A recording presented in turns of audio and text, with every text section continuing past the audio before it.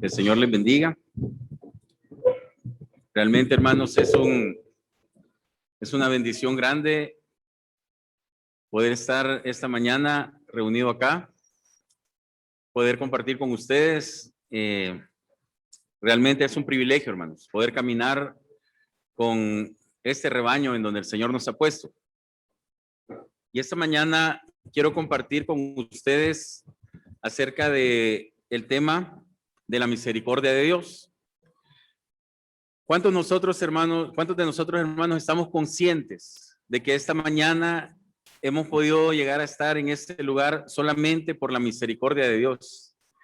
¿Cuántos de nosotros estamos conscientes, hermanos, de que si nosotros hemos llegado a formar parte del cuerpo de Cristo y poder ser llamados hijos de Dios, es por un milagro que sucedió en nuestra vida en algún momento, un milagro que sucedió en nuestro corazón, cuando Dios transformó nuestro pensamiento, cuando Dios transformó nuestro ser y nos permitió darnos cuenta que tenemos necesidad de un Salvador.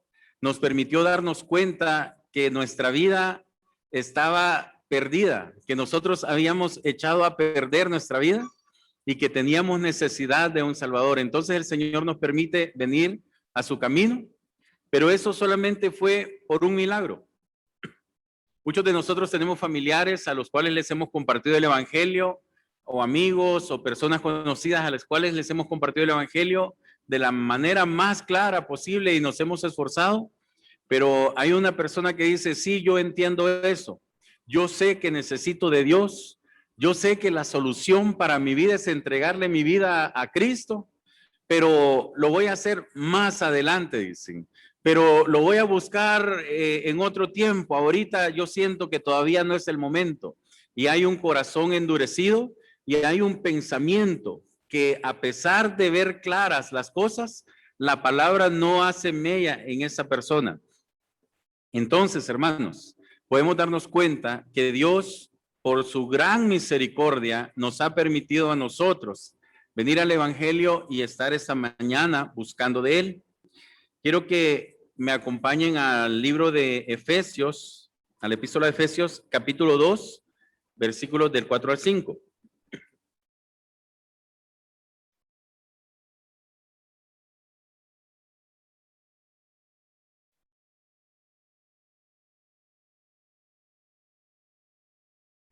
Dice, pero Dios, que es rico en misericordia por su gran amor con que nos amó, aún estando nosotros muertos en pecado, nos dio vida juntamente con Cristo.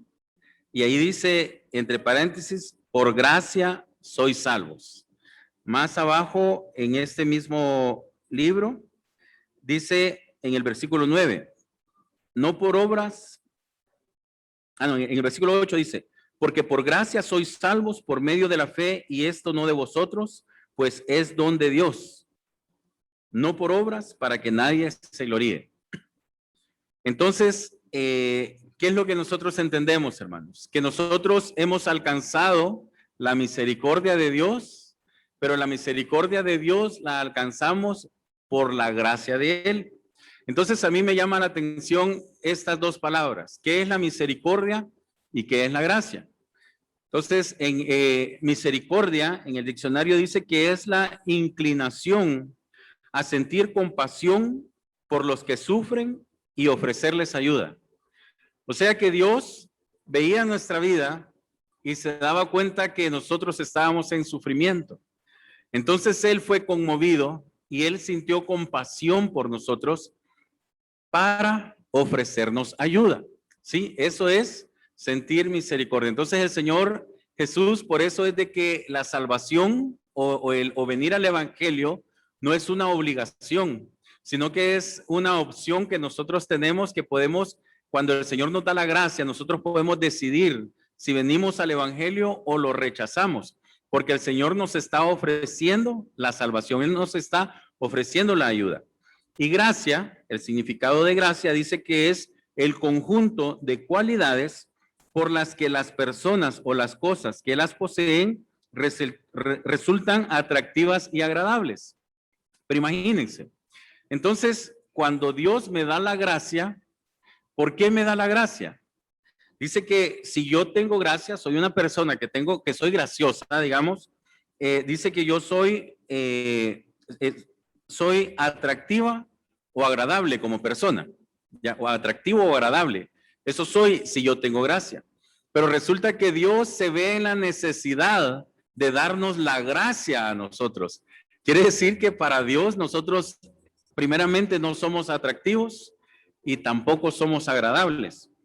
Cuando leemos acá en Efesios, que dice en el versículo 4 del capítulo 2, pero Dios, que es rico en misericordia por su gran amor con que nos amó, aún estando nosotros muertos en pecado.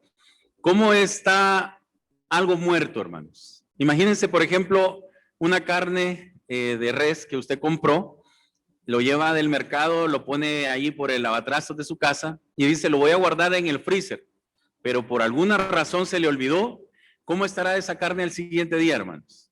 Eso, yede. ¿Qué hay que hacer con esa carne? ¿La vamos a lavar bien con algún bicarbonato, no sé qué, para poderla comer? No, ¿verdad? Esa carne hay que desecharla, eso no sirve. Entonces dice acá la escritura que nosotros estábamos muertos en pecado. ¿Cómo nos encuentra el Señor en esa condición? Nos encuentra muy agradables, ¿verdad? Cuando estamos muertos en nuestros pecados. No, hermanos, estamos totalmente desagradables para cualquiera que nos vea. Somos totalmente desagradables cuando estamos muertos en nuestros pecados. Pero dice que Dios, en su gran misericordia, nos da la gracia. Y por su gracia, ahora Él nos ve agradables. Ahora Él nos ve deseables y apetecibles. Y de esta manera es como nosotros al final alcanzamos la misericordia de Dios.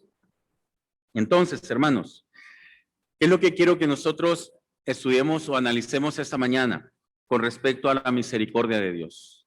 Bueno, la misericordia de Dios es un favor inmerecido que Dios nos da, algo que alcanzamos, algo que Él nos da, que por su misericordia alcanzamos la salvación. ¿Qué voy a hacer yo con esta misericordia que Él me da? ¿Cuál es el fin que Dios tiene o cuál es el objetivo que Dios busca al ser misericordioso conmigo y ofrecerme la ayuda, ofrecerme la salvación? Y lo otro es, ¿qué consecuencias hay para mi vida con respecto a la misericordia de Dios? Bueno, antes, cuando yo estaba muerto en pecados, la consecuencia es que yo iba a ir al infierno. Hoy que he alcanzado la salvación por medio de su gracia y su misericordia, la consecuencia es que yo voy a ir al reino de los cielos. Entonces la consecuencia es buena.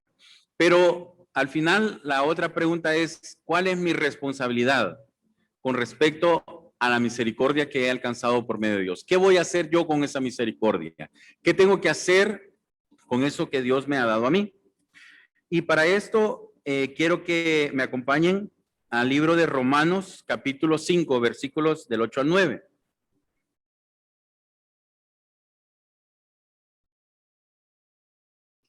Dice, mas Dios muestra su amor para con nosotros en que siendo aún pecadores, Cristo murió por nosotros. Pues mucho más, estando ya justificados en su sangre, por él seremos salvos de la ira. Esto es la consecuencia de haber alcanzado la misericordia, en que Cristo murió por nosotros y ahora nosotros somos salvos de la ira. Ahora, la responsabilidad que nosotros tenemos con respecto a haber alcanzado esta misericordia. ¿Qué hemos hecho con esta oportunidad? Dios nos da a nosotros la oportunidad de ser salvos. Nos da Dios la oportunidad de ser hechos hijos de Dios. Nos da la oportunidad de ser parte de su pueblo. Ahora, ¿qué hemos hecho nosotros con esto? ¿Qué hacemos con nuestra salvación? Es algo que Dios nos da gratuitamente, es algo que Jesucristo se ofrece en sacrificio y es algo que yo obtengo. Pero ahora que yo lo tengo, ¿qué voy a hacer con esta salvación? ¿Qué voy a hacer con este regalo que Dios me ha dado? ¿Lo voy a agarrar, lo voy a esconder, lo voy a enterrar porque es mío y porque no lo voy a compartir? ¿O qué voy a hacer con esto? En el libro de Mateo, en el Evangelio de Mateo, capítulo 18, versículo 21, encontramos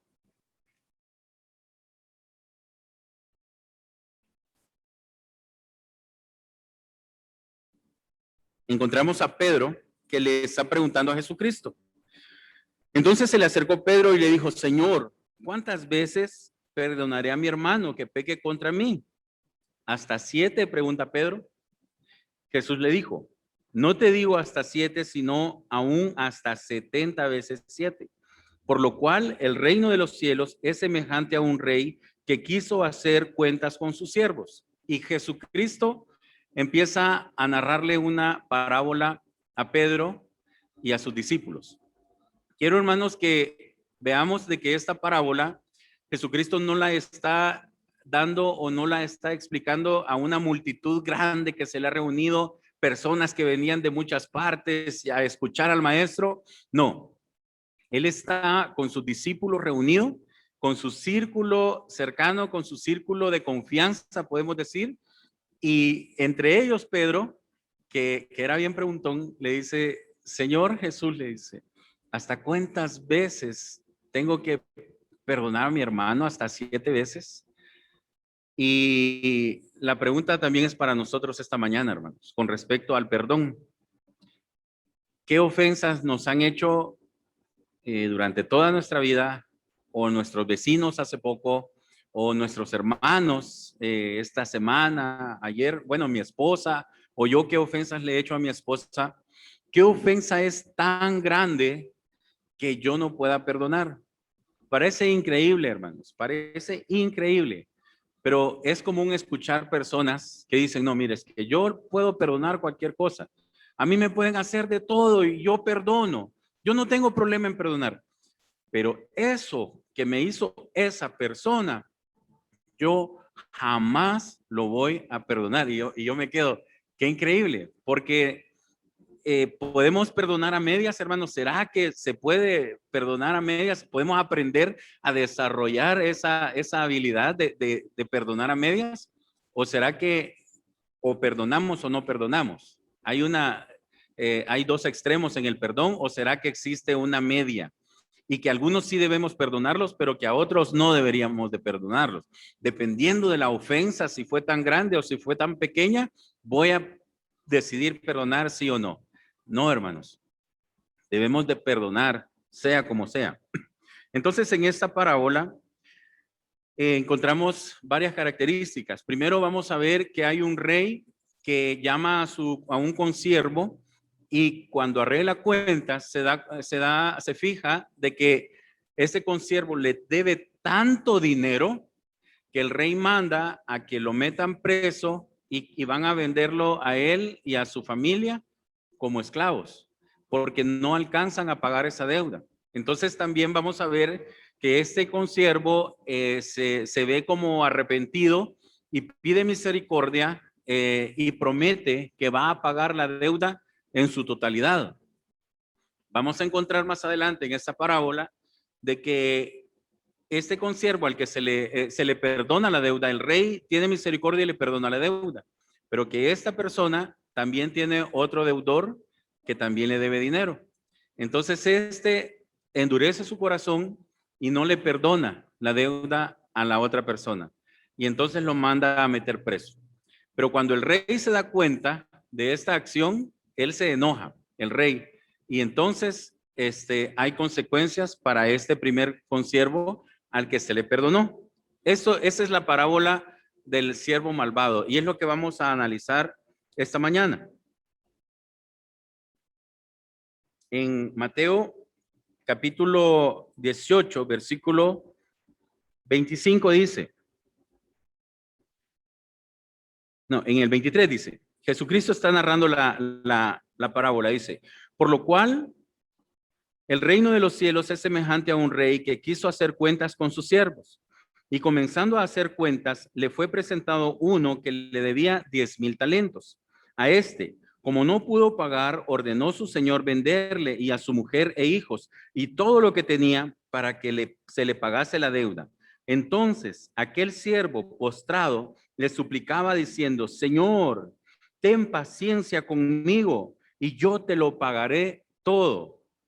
El señor de aquel siervo, movido a misericordia, le soltó y le perdonó la deuda.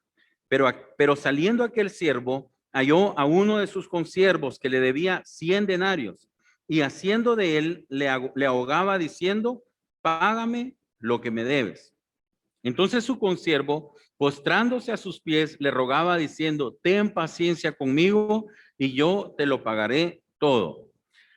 Nos damos cuenta, hermanos, de que los dos consiervos que debían dinero tienen la misma actitud y entonces los dos ruegan al que está más arriba de ellos y les dice, ten paciencia conmigo y yo te lo pagaré todo. Bueno, yo me pregunté y dije, ¿cuánto sería si nosotros convertimos esas deudas que están escritas en la Biblia a nuestro sistema monetario actual? ¿Cuánto dinero sería?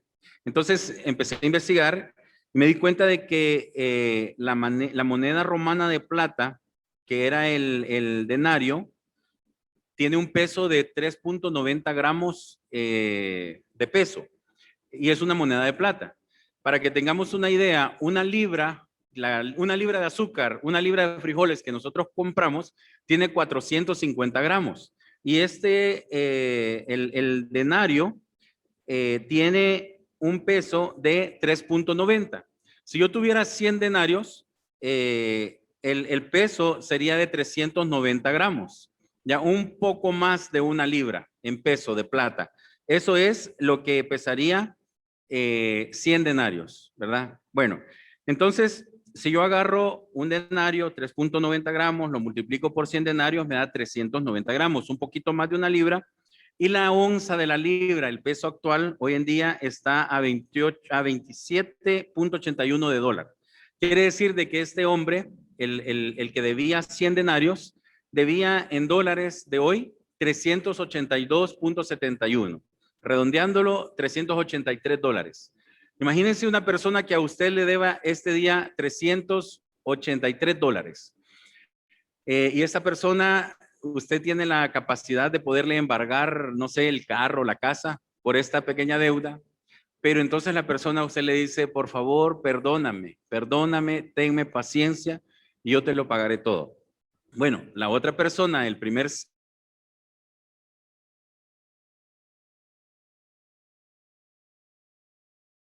consiervo, dice que debía 10,000 días. Bueno, un talento equivalía a 6,000 denarios. Acuérdense que el denario costaba como 373. Pues un solo talento costaba o era el equivalente a 6,000 denarios. Ya solo eso es una gran cantidad, hermanos. Pero este hombre debía 10,000 talentos. Entonces, 10,000 talentos es igual a 60 millones de denarios. Y esto multiplicado por 3.90 gramos y por dividido 28 gramos que tiene la onza, nos da 8.256.880 onzas de plata. Traducido a dólares, como nosotros lo conocemos, estamos hablando, hermanos, de 229.623.832 dólares. ¿Se puede imaginar usted esa cantidad de dinero? Dejémoslo en lo redondo, en los 229,000 millones de dólares. ¿Cómo nos podemos imaginar esa cantidad de dinero? Para que usted más o menos tenga una idea de cuánto dinero es eso, pensemos en las personas más ricas de este mundo actualmente. Yo encontré que el hombre más rico del mundo ahorita es Jeff Bezos, Bezos se llama, que es el hombre más rico del mundo por cuarto año consecutivo, con un valor de 177,000 millones de dólares. El hombre más rico del mundo tiene 177,000 millones de dólares. No llega a la cantidad de 229,000 millones de dólares. O sea que la deuda de este hombre del que Jesucristo está hablando en la parábola es mucho mayor que la cantidad de dinero que un hombre haya podido amasar en este mundo. Cuando yo veo esta cantidad, de repente me pongo a pensar, ok, bueno, entonces esta parábola como que no tiene que ver conmigo, porque yo jamás voy a llegar a tener esa cantidad de dinero. O sea, con que ni el hombre más rico del mundo tiene esa cantidad de dinero, ¿cuándo yo voy a poder llegar a deber tanto más dinero? Pero entonces tenemos que seguir estudiando la parábola que el Señor nos comparte. Y aparece otro hombre, el segundo más rico del mundo. Ustedes tal vez han escuchado de él. Elon Musk. Dice que él tiene el puesto número 2 con 151 mil millones de dólares. Son hombres ricos. Elon Musk es un hombre que yo no sé si ustedes han visto de repente unos satélites que están en la noche en el cielo y que la gente se asusta porque dice que son naves extraterrestres porque son como 20 o no sé cuántas luces que van una detrás de la otra. Él ha puesto muchos satélites en órbita, tiene una empresa muy grande y él pretende en algún momento venderle el internet a toda América. No solamente eso, sino que tiene los vehículos eléctricos que ya se conducen solos, que ya no necesitan de un conductor, porque electrónicamente esos vehículos se están conduciendo. Y él ha dicho que, no recuerdo el año, pero es como estaba en el 21, como el 2024 o algo así. Él ha dicho de que va a colonizar el planeta Marte. Y a mí me parece una locura. Pero así como se escucha de loco, hay mucha gente que está interesada y al parecer es un proyecto que de verdad lo pretende, no sé si lo va a realizar, pero por lo menos lo pretende iniciar. Entonces piensa mandar gente a Marte y que la humanidad empiece a colonizar Marte. Imagínense, tanto dinero tiene este hombre que se ha puesto a pensar en un proyecto de esa magnitud. Para que tengamos idea, hermanos, de cuánto dinero Jesucristo estaba hablando en esta parábola. Son cantidades difíciles de imaginar en nuestra mente. Ahora, en Lucas, capítulo 12, versículos 16 y 21,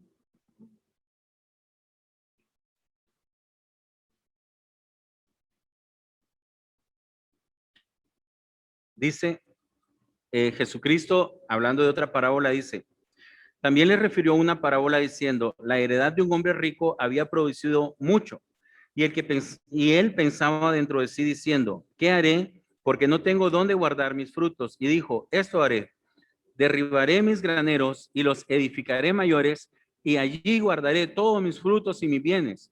Y diré a mi alma, alma, muchos bienes tienes guardados para muchos años.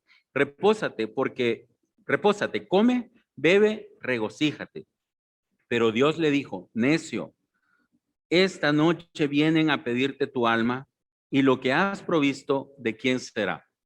Ahora, hermanos, ¿qué nos dice esta parábola? Este hombre de esta ilustración que Jesucristo está hablando, dice que ha producido tanto su hacienda que en sus graneros no cabe lo que él tiene. Entonces, él dice, ya sé, dice, voy a construirme unos graneros más grandes. Y en esos graneros grandotes yo voy a meter toda mi producción y con toda esta producción que yo tengo me puedo quedar descansando durante toda la vida, dice, y le voy a dar a mi alma todo el placer que quiera. Y Dios le llama la atención y le dice, necio, esta noche vienen a pedirte tu alma. ¿Qué nos quiere decir el Señor con esto, hermanos? Que por mucho dinero que una persona pueda llegar a tener, por mucho poder que una persona pueda llegar a tener, no podemos nosotros comprar nuestra salvación. Que por más que nosotros podamos ofrecerle a Dios, ¿qué le podemos ofrecer nosotros a Dios por la salvación, hermanos? Si yo soy pecador, el Señor Jesucristo me ofrece la salvación y me dice, reconoce primero que eres pecador, luego tienes que creer y confiar en mí y tienes que seguirme y obedecerme. Pero vengo yo y le digo al Señor Jesús, yo no quiero hacer nada de eso. Yo tengo mucho dinero, tengo mucho poder, tengo mis graneros llenos. Escoge entre todos mis bienes lo que tú quieras, pero yo quiero heredar la vida eterna. Eso es algo absurdo, hermanos. El Señor, ante esa situación, me estaría llamando a mí necio por querer pretender bendecir a Dios con algo que es de Él, porque todo el Señor lo ha creado y el Señor nos lo ha dado. Entonces, cuando nosotros pensamos en nuestra salvación, hermanos, ¿qué precio tiene nuestra salvación? ¿Con qué podemos pagarle al Señor nuestra salvación? Y es lo que el Señor nos está hablando en esta parábola. Entonces, ¿quién es el consiervo que no tiene la capacidad de pagarle al rey? Ese consiervo soy yo. ¿Por qué, hermanos? Porque yo he pecado.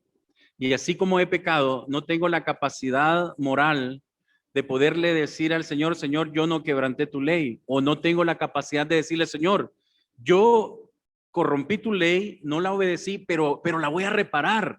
Yo la voy a arreglar de esta manera, la voy a dejar así, no tengo manera.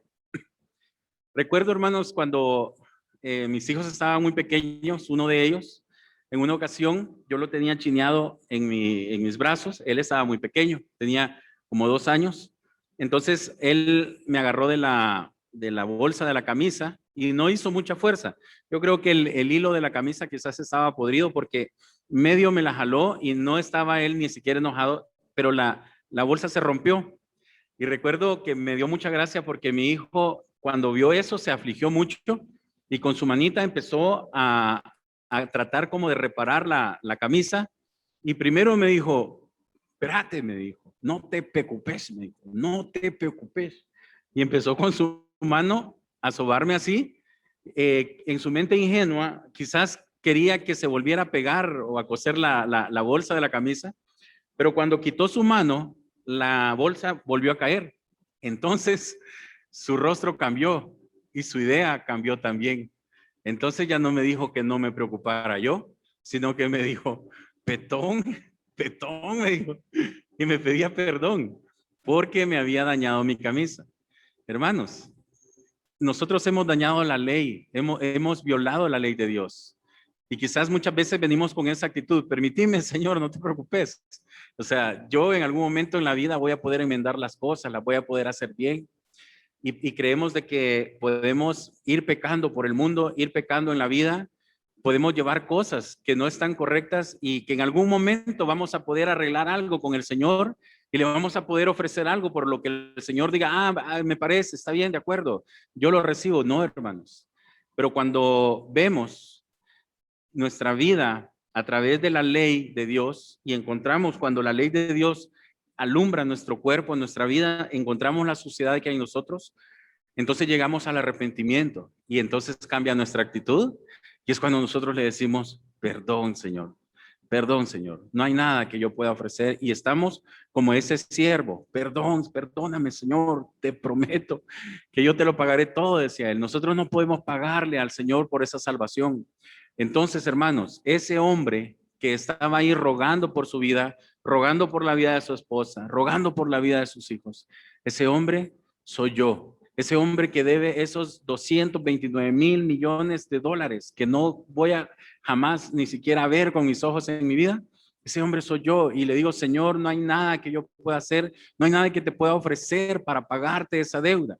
Y el Señor dice acá en la escritura, en esta parábola, de que el rey le perdonó toda la deuda.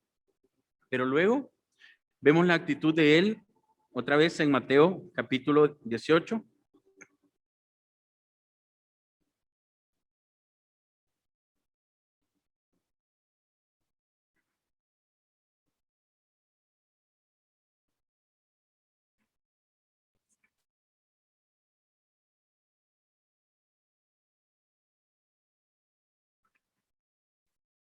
Dice en el versículo 28, dice, 18-28 dice, pero saliendo aquel siervo, halló a uno de sus consiervos que le debía 100 denarios y haciendo de él, le azotaba, le ahogaba diciendo, págame lo que me debes. $483 le debía, hermanos. Entonces dice, en el versículo 29, entonces su consiervo, postrándose a sus pies, le rogaba diciendo, ten paciencia conmigo y yo te lo pagaré todo. Mas él no quiso, sino que fue y le echó en la cárcel hasta que pagase la deuda. Viendo sus consiervos lo que pasaba, se entristecieron mucho y fueron y refirieron a su señor todo lo que había pasado. Entonces, llamándole su señor, le dijo, siervo malvado, toda aquella deuda te perdoné porque me rogaste. ¿No debías tú también tener misericordia de tu consiervo porque yo tuve misericordia de ti? Hermanos, el Señor Jesús nos dice en esta parábola de que el Señor un día nos va a llamar. Si nosotros no aprendemos a perdonar a los que nos ofenden, si nosotros no aprendemos a perdonar a los que nos deben, y no necesariamente tiene que ser una deuda económica, hermanos, pero aún así, si yo conozco a alguien que me debe $10, $25, pero quizás es una persona de escasos recursos o es una persona que está pasando un problema económico exageradamente terrible. El Señor, y me dice esta persona, mire, don Sixto, yo no le puedo pagar, téngame paciencia. No sé cuándo le voy a pagar, pero yo le voy a pagar algún día. Créamelo. El Señor nos puede mover a misericordia, hermanos, y que nosotros estemos dispuestos a perdonar esas deudas. Y si son ofensas, también, hermanos. Dice en el versículo 34. Entonces el Señor enojado le entregó a los verdugos hasta que pagase todo lo que le debía. Así también mi Padre Celestial hará con vosotros, si no perdonáis de todo corazón cada uno a su hermano sus deudas. Hermanos, ¿a quién le estaba refiriendo el Señor Jesucristo esta parábola? ¿Quién le preguntó al Señor Jesucristo cuántas veces debo perdonar a mi hermano? ¿Quién fue, hermanos? Pedro. Pedro. Hermanos, esta parábola no es para los inconversos, esta parábola no es para personas ni siquiera que son cristianos, pero que no están viniendo a la iglesia, se han alejado del Señor. No es para estas personas, hermanos. Esta parábola es para mí y me está hablando a mí y me está hablando acerca del perdón y me está hablando acerca de las deudas que otras personas considero yo que tienen conmigo, pero que no estoy dispuesto a perdonar bajo ninguna circunstancia. Y hermanos, el perdón es algo tan importante. ¿Qué es lo contrario del perdón, hermanos? Lo contrario del perdón es el rencor. Y nos podemos sorprender mucho en la vida de que quizás hace 20 años o más alguien me hizo algo de lo cual yo digo, no, es que yo he aprendido a perdonar en la vida. Pero hoy se aparece esta persona y yo la veo y ¡pah!, siento un gran dolor en mi corazón. Entonces, surge una vez más el dolor, el rencor y el sufrimiento. Eso, hermanos, tenemos que nosotros pedirle al Señor que nos dé la gracia para poder perdonar a aquellas personas. El Señor Jesucristo, cuando estaba en la cruz del Calvario, ¿quién le pidió perdón en ese momento a él, hermanos? La escritura no narra que ni siquiera sus discípulos le dijeran, Señor Jesús, perdónanos porque tú estás sufriendo eso por nosotros y tú no tenías que sufrir eso por nosotros. Nadie a Jesucristo le está pidiendo perdón. Pero aún bajo esas circunstancias, el Señor Jesucristo le dice al Padre, Padre, perdónalos porque no saben lo que hacen. Así, hermanos, yo no tengo que esperar que una persona que me ha ofendido regrese y me diga, mire, don Sixto, la verdad es que reconozco que yo le he ofendido, reconozco que yo he hecho mal y por esta razón yo le pido perdón. Yo no tengo que esperar eso, hermanos. Si yo pienso y siento que aquella persona me ofendió, yo puedo perdonarla inmediatamente en mi corazón, como Jesucristo perdonó a los que estaban crucificándolo y le dijo, Padre, perdónalos, porque no saben lo que hacen. Amén. Que el Señor nos dé la gracia, hermanos. En el libro de Hechos, capítulo 8, versículo 22,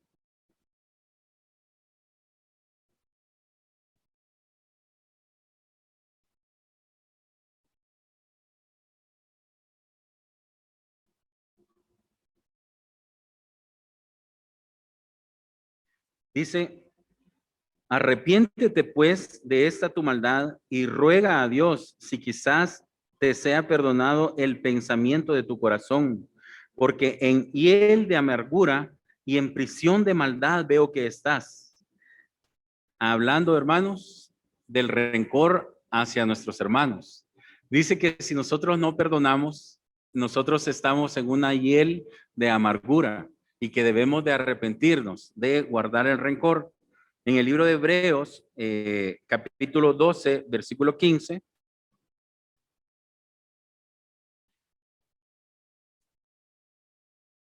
dice, mirad bien, no sea que alguno deje de alcanzar la gracia de Dios, que brotando alguna raíz de amargura os estorbe y por ella muchos sean contaminados. Dice que debemos de mirar bien nuestra vida, nuestra caminata, debemos de mirar bien nuestro diario vivir, porque dice que puede brotar en nuestro corazón una raíz de amargura y nosotros podemos llegar a perder la gracia del Señor. Hablábamos hoy de que por la pura gracia y misericordia del Señor estamos acá, hermanos.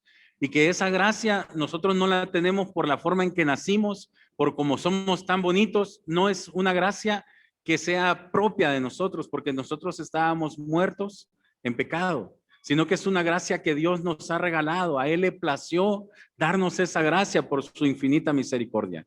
Pero esa gracia yo la puedo perder, hermanos, si tengo una raíz de amargura en mi corazón y un resentimiento y algo que no puedo perdonar. Hace no más de 15 días, creo, fuimos a visitar con un trabajador a su abuelo que vive en Coatepeque. No en el lago, pero en el pueblo de Coatepeque. Entonces el abuelo con la esposa de él son cristianos. Pero él tiene una doctrina que pudiéramos nosotros decir que es una doctrina sana, pero tiene una hija que abandonó él tiene una hija que abandonó a su nieto. El nieto es mi trabajador.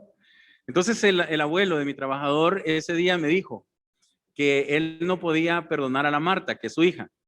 A la Marta no la perdono, me dice, porque me abandonó a este niño, me dice, como si fuera un perro. Y entonces yo le decía a don Catarino, le decía, pero ¿cómo no la va a perdonar? Usted tiene que perdonarla. Y yo lo animaba a perdonar a su hija. No puedo, me decía, es que eso no se hace y todo. Entonces, hermanos, el pecado en nuestra vida, dice la Escritura que Dios visita la maldad de los hombres hasta la cuarta generación. Yo no conozco la historia de don Catarino y su familia, pero conozco la historia de doña Marta, que es la mamá de mi trabajador. Y mi trabajador en algún momento estaba acompañado con su señora, pero su señora hace, creo que como 2 años, decidió abandonarlo y le dejó a las 2 niñas con las que ahora vive él en la finca. Pero ahora mi trabajador está amargado en contra de la que fue su esposa y esa amargura se la ha transmitido de alguna manera a sus hijas. Y con mi familia nos esforzamos en decirle, no, mire, su mami no tiene la culpa, ella sabrá por qué hizo esas cosas, pero usted perdónela, usted tiene que amar a su mamá, que su mamá la ama, que su mamá desea estar con usted, pero las circunstancias no se lo permiten, tratando de limpiar y sanar esos corazoncitos. Pero estas niñas ya están contaminadas, hermanos, y ellas no aman a su mamá. Muy rara vez, en 2 años, en 2 ocasiones creo que ha llegado a ver a las niñas. Y según me cuentan que las niñas no se quedan jugando con ella o platicando con su mamá, sino que ellas se van lejos a jugar, como tratando de ignorarla, como tratando de sacarla totalmente de su vida. Entonces, hermanos, nosotros podemos ver a través de estas personas, de esos ejemplos, cómo el odio, el rencor y la falta de perdón, que es lo más importante aquí, la falta de perdón puede dañar nuestras vidas, pero no solamente mi vida. Si yo no aprendo a perdonar y yo vivo con rencor hacia otras personas, mis hijos van a ser contaminados también por este odio, por este rencor. Entonces, hermanos, así como esta familia, yo veo al abuelo que está amargado y no puede perdonar, veo al hijo, que es mi trabajador, que él no puede perdonar a su mamá, y yo le digo, mira, perdona a tu mamá, mira, estás afectando la vida de tus hijas, perdona a tu mamá. Y él dice, no, dices que no la puedo perdonar. Y ahora sus niñas están siendo contaminadas por el odio, por el rencor. Ellas no son adultas como para poder expresarlo como él y dices que yo no puedo perdonar a mi mamá, pero lo demuestran con que no quieren y no aman a su mamá. Entonces ya es la tercera generación. ¿Será que los hijos de estas niñas van a llevar la misma historia y la vida de ellos va a tener que ser tan miserable porque una persona no toma la decisión de perdonar? Porque el hecho de perdonar es una decisión que yo debo tomar en mi vida y en mi corazón. Por eso les preguntaba yo a ustedes, ¿quién en la cruz del Calvario le decía al Señor Jesús, perdónanos, perdónanos, por favor, Señor Jesús, perdónanos, perdónanos, no te vayas a amargar, que no se vaya a contaminar tu corazón? Nadie se lo decía, hermanos. Todos le gritaban improperios, lo lastimaban hasta la muerte. Y el Señor Jesús tomó una decisión. Padre, perdónalos, porque no saben lo que hacen. Pero no solamente eso, hermanos. El Señor Jesús nos perdonó a nosotros. A pesar de todo ese sufrimiento, el Señor Jesús estuvo dispuesto a perdonar. Ahora, en Romanos, capítulo 2,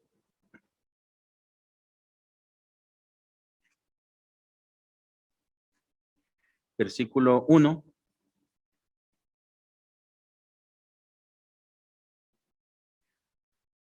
dice, por lo cual eres inexcusable, oh hombre, quien quiera que seas tú que juzgas, pues en lo que juzgas a otro, te condenas a ti mismo, porque tú que juzgas haces lo mismo. Cuando nosotros juzgamos a una persona y tomamos esa actitud en que decimos, no, pero es que yo no puedo perdonarlo, es que eso que me hizo a mí, eso yo no lo puedo sacar de mí, esa persona es de esta manera, esa persona es de otra. O quizás juzgamos a otra persona que no nos ha hecho nada a nosotros, se lo hizo a una tercera, pero agarramos ya roncha con aquella persona, como decimos. Entonces nos está hablando este versículo, dice, por lo cual eres inexcusable, oh hombre, quien quiera que seas tú que juzgas. Pues en lo que juzgas a otros, te condenas a ti mismo, porque tú que juzgas haces lo mismo. Mas sabemos que el juicio de Dios contra los que practican tales cosas es según verdad. Y piensas esto, oh hombre, tú que juzgas a los que tal hacen y haces lo mismo, que tú escaparás del juicio de Dios, o menosprecias las riquezas de su benignidad, paciencia y longanimidad, ignorando que su benignidad te guía al arrepentimiento. Entonces, hermanos, si nosotros tenemos esa actitud de no poder o no querer perdonar, nosotros estamos ignorando esa benignidad, esa bondad, la longanimidad del Señor que nos guió al arrepentimiento, porque el Señor Jesucristo nos dio el ejemplo, el primero, y no tenemos excusa. No tenemos excusa porque vemos a nuestro maestro que él ha aprendido a perdonar. Entonces, un cristiano, la vida de un cristiano, cuando el Espíritu Santo está en la vida de un cristiano, se demuestra, hermanos, cuando nosotros hemos aprendido a perdonar. Si yo, como cristiano, esta mañana me encuentro analizando mi vida y sabiendo que hay ciertas cosas, ciertas circunstancias, ciertas personas que yo digo que las he perdonado, pero cuando me recuerdo de esas cosas, otra vez hasta quizás rechino los dientes. Entonces, hermanos, yo tengo que pedirle al Señor que en su gran misericordia me dé la gracia para poder perdonar. Y cuando yo sea liberado y piense en aquello y ya no me da molestia, yo tengo que darle las gracias al Señor y decirle, Señor, gracias, porque me ayudaste a perdonar a esta persona, me ayudaste a perdonar estas circunstancias, me ayudaste a perdonar estas cosas que estaban dañando mi vida. Porque el rencor, hermanos, es un cáncer que está dañando nuestra vida constantemente. Imagínense, por ejemplo, si yo tengo un enemigo, cualquier persona puede ser mi enemigo. Cada vez que esta persona piensa en mí, ay, dice, ¿cómo quisiera que a don Sixto o al hermano Sixto le pasaran estas cosas y estas otras? Y esta persona se está deshaciendo. Pero yo, como no tengo problemas con esa persona, yo soy feliz. Y yo pienso en esa persona y soy feliz. Y no me pasa nada. Pero esta persona que está deseándome el mal, que está queriendo que las cosas me salgan mal, todo el tiempo está siendo infeliz, porque a mí las cosas me salen bien, porque el Señor me bendice. Entonces, que el Señor nos dé la gracia, hermanos, para que podamos perdonar.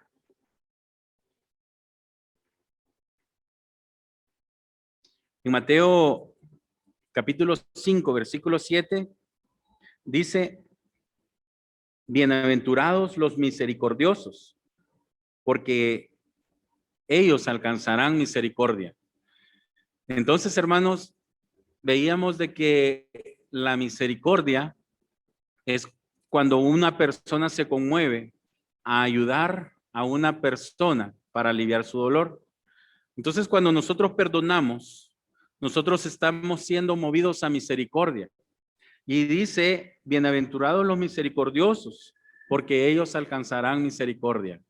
Deseamos, hermanos, o no deseamos alcanzar la misericordia de Dios, o deseamos lo contrario.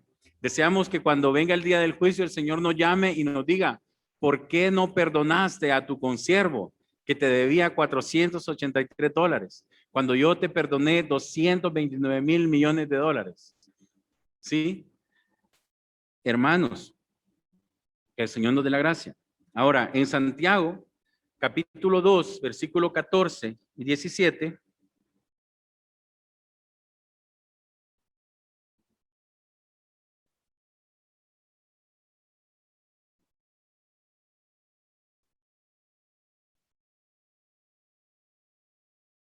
Santiago, capítulo 2, versículo 14. Dice, hermanos míos, ¿de qué aprovechará si alguno dice que tiene fe y no tiene obras? ¿Podrá la fe salvarle? Y si un hermano o una hermana están desnudos y tienen necesidad del mantenimiento de cada día, y alguno de vosotros les dice, id en paz, calentaos y saciaos, pero no le dais las cosas que son necesarias para el cuerpo, ¿de qué aprovecha? Así también la fe, si no tiene obras, es muerta en sí misma. Pero alguno dirá, tú tienes fe y yo tengo obras. Muéstrame tu fe sin tus obras y yo te mostraré mi fe por mis obras. Si bien es cierto, hermanos, de que la salvación no se alcanza por obras para que ninguno de nosotros nos gloriemos, el cristiano demuestra que la vida de Cristo está en él por las obras que hace.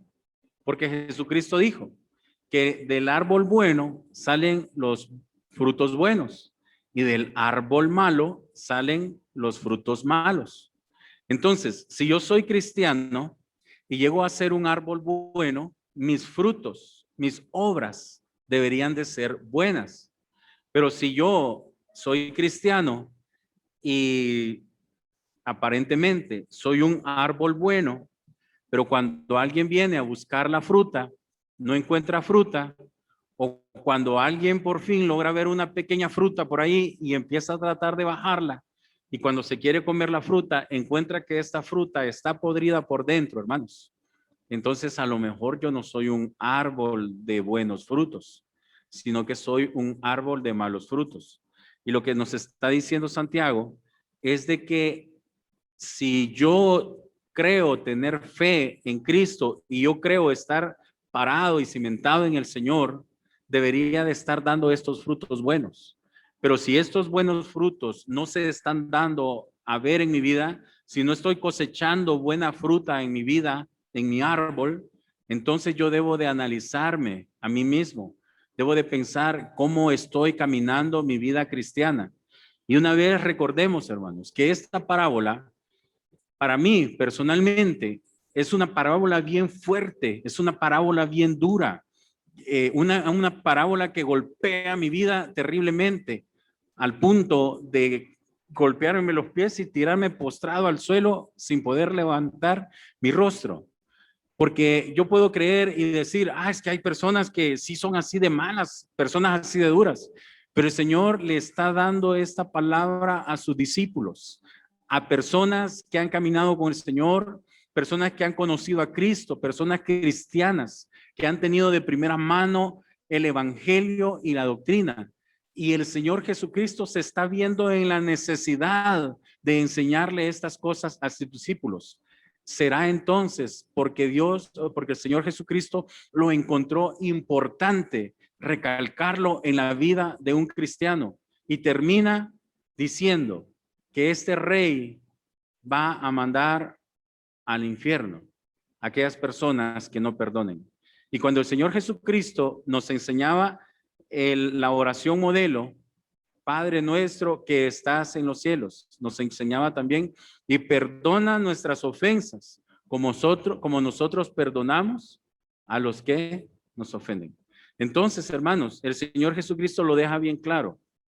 Que el Señor en su gracia infinita y su gran misericordia nos dé la gracia a nosotros para perdonar. A lo mejor usted ahorita no está amargado, no está resentido, dice, no, hermano, es que yo ahorita me siento bien, yo estoy bien con todo el mundo, yo no tengo problemas, pero ni con mi esposa, ni con nadie. Pero, ¿qué va a pasar mañana, hermanos? ¿Qué va a pasar de aquí a una semana, de aquí a un mes, de aquí a un año? Van a suceder muchas cosas. Entonces, mirad que no vaya a haber ninguna raíz pequeña de amargura para que no vayamos a perder la gracia que ya hemos alcanzado. ¿Sí? Porque hoy hemos alcanzado la gracia, pero no sabemos si el día de mañana la vamos a perder. ¿Por qué? Por permitir que una raíz de amargura entre a nuestro corazón por algo que alguien a quien nosotros considerábamos nuestro amigo, nuestro hermano, nuestro buen familiar, nos vaya a traicionar o nos vaya a hacer algo en el camino. Amén. Pongámonos de pie.